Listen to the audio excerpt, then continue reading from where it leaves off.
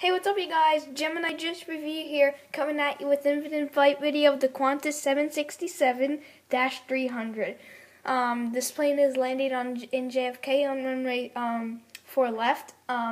So this is one out of the 2 infinite flight videos that I'm doing today. So why don't we go ahead and play the video.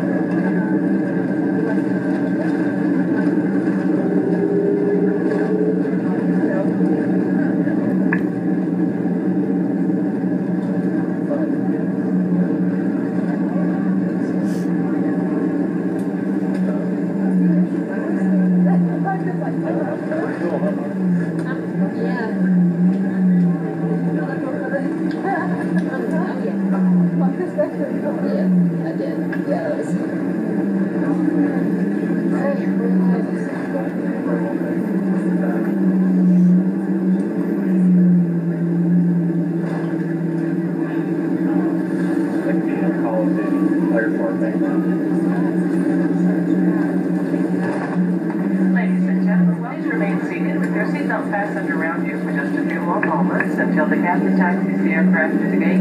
It comes to a complete stop and he turns off the fasten seatbelt sign. At that time, you may feel free to stand up and collect your belongings.